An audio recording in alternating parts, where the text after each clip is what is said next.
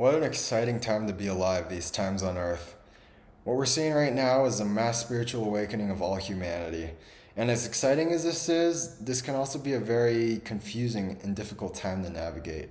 The spiritual awakening, or what's called sometimes the dark night of the soul, can really seem to sucker punch you out of nowhere. It starts to feel like your whole life is falling apart.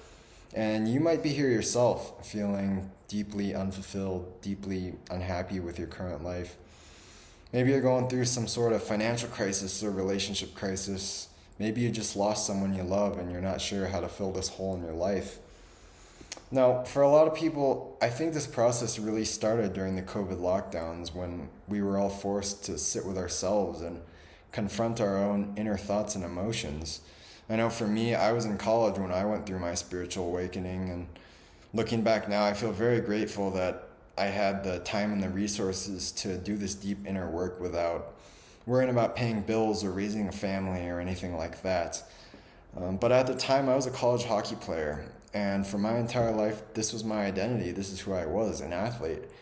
And I wasn't this sensational phenom or anything like that, not even close, but I'd been reasonably successful my whole career. And then sophomore year, returning from COVID lockdowns, all of a sudden I found myself out of the lineup. I wasn't playing anymore. And looking back now, from my point of view today, this was the best thing that ever happened to me. But at the time, going through it, it was the worst imaginable thing because my entire identity started to crumble. This story that I was this successful hockey player with aspirations of playing pro one day, the belief that I'm successful because I work hard or I'm important because of what I accomplish and what I do. And what started to come up were all these deep-seated emotions, frustration and anger, shame and unworthiness, helplessness, these beliefs that I'm not wanted or I'm not important, I don't deserve good things, and I'm not as good as everyone else. And what I realized was these weren't new thoughts and new emotions. These are things that I had carried with me my entire life. And I think we all carry these with us, these imprints from childhood, these wounds. And what we do is we try to arrange our lives and control the situations around us so that we could avoid our own fears and shove them down below our conscious awareness.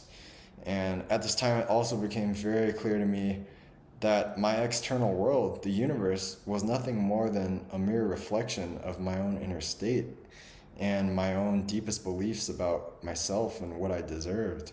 And at that time, I got exactly what I felt I deserved. Now, if this is what you're feeling, if all these emotions are coming up for you, I think it's important to know that there's nothing wrong with this and there's nothing wrong with you. You don't need to slap any kind of label on it, depression, anxiety. You don't need to identify with this condition because these beliefs and these emotions, they're just coming up to be purged. It's this deep inner healing process, and all the emotions that are stored up in the body that we never acknowledge or process, they just want to be felt. They want to be acknowledged. The feeling is really in the healing. And so essentially what you're going through is the spiritual death or an ego death. This is what's been called throughout various cultures, being born again, the process of salvation or resurrection or the virgin birth, where this divine spiritual being is conceived and comes forth from within the flesh of a single individual. You can also look at the rituals across all the spiritual traditions throughout time, or especially the initiations that took place in the pyramids or the ancient temples. These structures were essentially spiritual technology, like ascension portals that facilitated the process of spiritual transformation so that they could experience communion with the divine. And essentially what's happening is this limited little version of you has to die so that you could become aware of this greater cosmic version of yourself. And even though we don't know what this new version of us looks like right now, there's this higher power, or you could think of it like this future version of you who's guiding this process of transformation. The mind won't understand it, but it's kind of like a caterpillar. They have no idea that they're going to become a butterfly one day. They just feel this impulse that they need to build this cocoon, and they follow it. And so at its core, spirituality is really about surrendering. It's about trusting and letting go of these limited aspects of ourselves.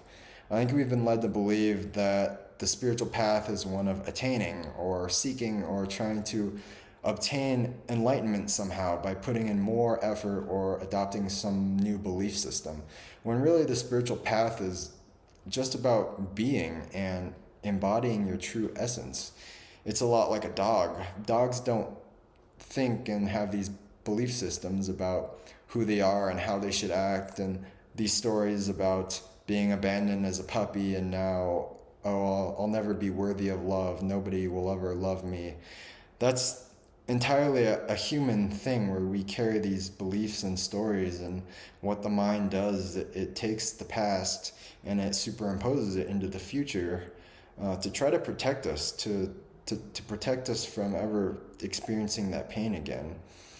But as we begin to acknowledge these emotions and the pain that comes up, we experience true healing, and as these stories start to dissolve, we'll come to realize that we're these infinite beings of pure love at our core, and it's just our thinkings and our beliefs about ourselves and the world that create so much suffering for us and for others.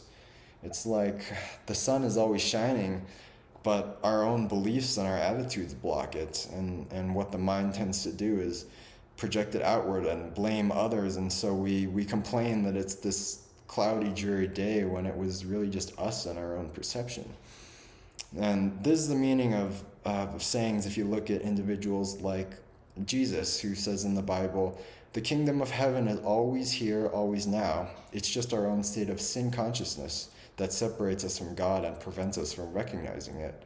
So salvation is this state of inner self-realization that we come to.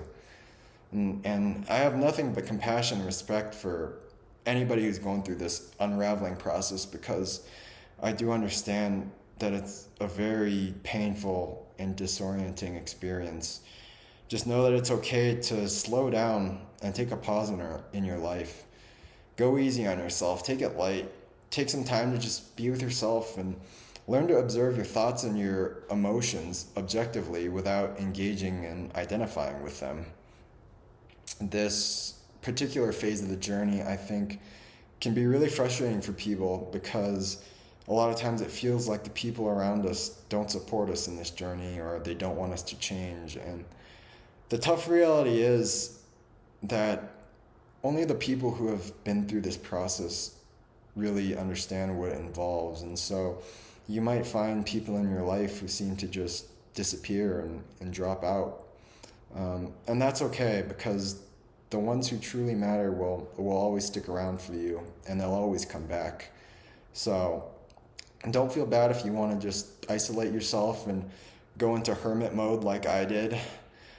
Things like silence and meditation, prayer, breath work, these are all great tools. I would really encourage you to spend a lot of time outdoors in nature, connecting with animals, being in the sun, breathing fresh air, drink clean water, clean up your diet. Lots of fresh foods like fruits and veggies would really be beneficial. All these things are going to help you to raise your vibration and make this process a whole lot more smooth. And this way you'll be able to navigate this process consciously, and most importantly, to see that there's a greater purpose behind all the pain. To know that everything is happening for your highest good and your greatest evolution. Because the reality is, we can't really shine and love others fully if we're still caught up in our own stories and our wound patterns from childhood. It's only when we push past these limited versions of ourselves that we can really serve the people around us. I could tell you that the version of me 5 years ago would never be making YouTube videos. I'm a very introverted person, and I was terrified of what people would think of me and terrified of being rejected. But there was something deep down that kept whispering, you have a message to share. And that's why I'm sharing this with you. And I don't want you to think that I'm this enlightened, ascended being or anything like that. I'm on this path just like you, and I deal with these fears every single day. But on the other side of fear, there's this deep sense of joy and fulfillment. It's like this feeling that you're on the path of your destiny. And so if you're going through this, there's a part of you deep down that knows that you are destined for greatness. You didn't come here to suffer at a 9 to 5 job to make ends meet. You came here to shine, to thrive, to prosper, to step into your true power and to make a difference in the world. Because the world needs you, and the world needs your unique story and your unique message right now. So if you're in your spiritual awakening right now, consider it an act of divine grace, and I can't wait to see where it takes you. As always, please hit like and subscribe. It really helps me out. If you'd like to work through this process with me one-on-one, I'll put the link down in the description below. If not, thanks so much for watching, and I'll see you next time.